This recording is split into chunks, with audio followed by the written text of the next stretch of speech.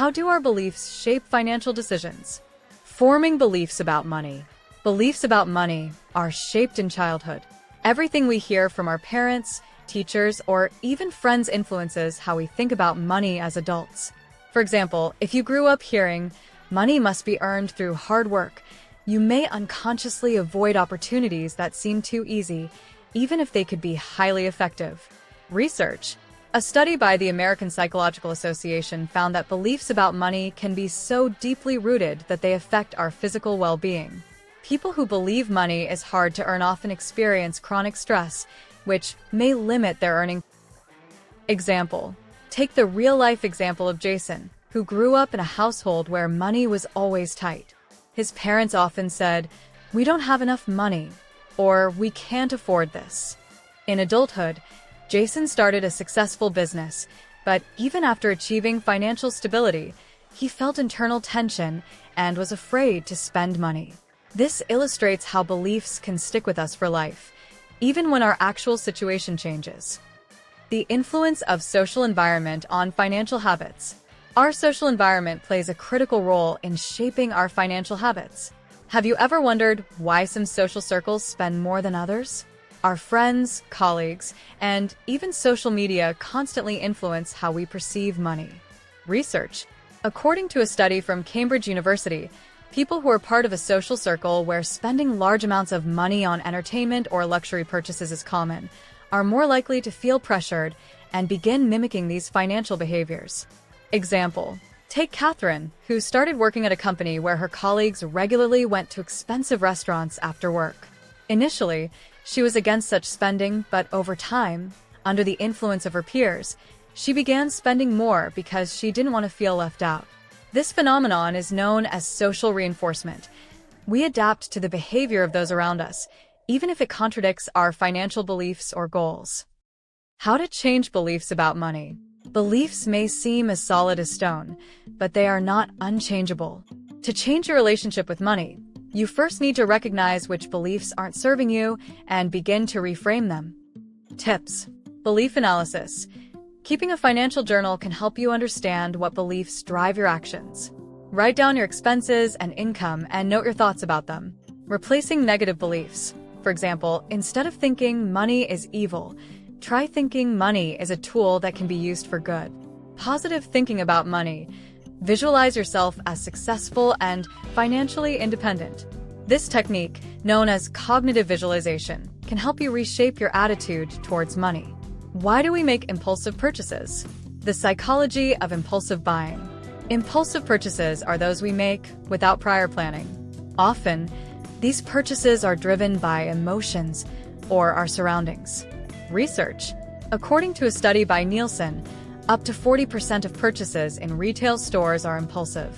This means that almost half of all purchases are made in the heat of the moment rather than based on rational decisions.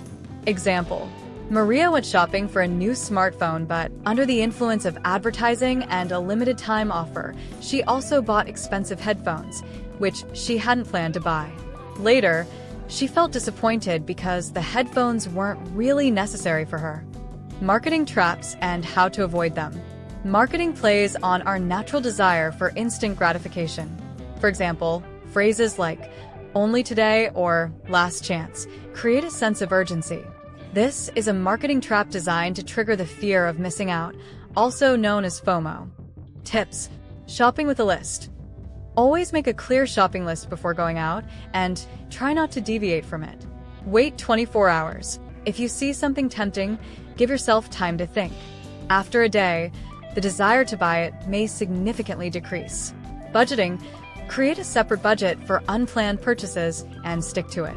This helps control spending without feeling guilty. Cognitive dissonance after purchases. After an impulsive purchase, many people experience cognitive dissonance when our actions don't align with our beliefs or expectations. We may buy something that seemed necessary at the time, but then feel guilty or even regret spending the money. Research. Cognitive dissonance is a psychological mechanism that forces us to rationalize our purchases. For instance, if we buy an expensive item, we start convincing ourselves that we really needed it, even if that's not the case. Example. Stephen bought a new bicycle. even though he already had an old one that still worked fine. Initially, he was happy with his purchase, but after a few days, he felt unsatisfied because he realized he had spent a significant amount of money on something he didn't really need. How to overcome financial stress. How financial stress affects the body. Financial stress can lead to serious physical and mental health issues. When we worry about debt or instability, our body activates the fight or flight mode, increasing the level of cortisol, the stress hormone.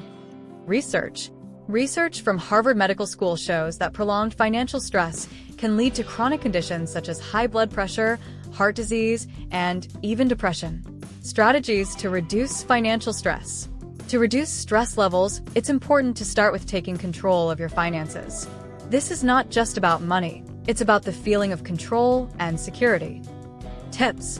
Financial plan. Create a clear plan for managing your money. This may include budgeting, setting financial goals, and paying off debts. Meditation and relaxation. Psychological practices such as meditation or breathing exercises help calm the mind and lower cortisol levels. Consultation with a financial expert. If you feel overwhelmed, consider seeking advice from a financial advisor or psychologist specializing in financial issues. Example of successful financial stress management. Example: Jennifer, a young mother of 2, always felt stressed about finances. Her husband lost his job, and their budget became very tight. She started using budgeting techniques and learned the basics of financial planning. This gave her a sense of control and helped reduce stress. Although their income didn't increase, Jennifer began to feel less anxious about money because she knew that every dollar spent was accounted for. The impact of childhood experiences on financial behavior in adulthood. How childhood shapes financial habits. Our financial habits start forming in childhood. What we hear and see in our families directly influences our future beliefs and behaviors. Research. According to research from the University of Washington, children who grew up in financially unstable environments often carry fear about money into adulthood. These fears can prevent them from taking risks, even if those risks are potentially profitable. Example: Kevin grew up in a family where there was always talk about not having enough money. As an adult, he continues to live with the belief that money must be saved and not spent, even if it limits his opportunities for growth. He's afraid to invest or take out loans, even when it's justified. How to change financial beliefs from childhood. Our past doesn't have to define our future. We can change our financial beliefs, even if they are deeply ingrained. Tips. Retrospection. Track the financial beliefs your parents passed down to you. For example, did you often hear phrases about money that now reflect in your habits? Financial therapy. Consulting a financial therapist can help you understand how your childhood experiences affect your current financial life. Reprogramming beliefs. Practice positive affirmations about money.